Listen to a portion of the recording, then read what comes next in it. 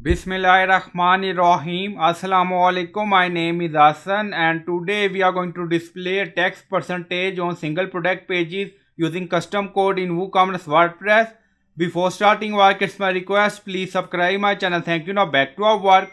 So we are in single product page and then you see ceramic bird. You see price without text, price with text, but we are going to display text percentage. Now go to dashboard. On left side you see plugin, so click on add new plugin. Then in search plugin write WP code.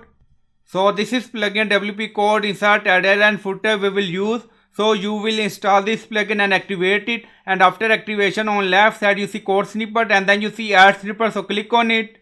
Then you see add your custom code, so again click on it. Now you see select the code type for your snippet. Now select PHP snippet. Now create custom snippet section open.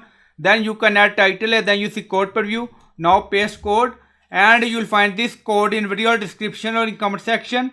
So we are going to display text percentage for product in single product pages. Now you see text. This include percentage and taxes. So you can add text according to requirement. And then you see code type PHP snippet. Now scroll down, you see insert method, auto install, location, run everywhere. On top you see inactive, now active, and then click on save snippet. Now snippet created and saved. Go to single product page and refresh the page.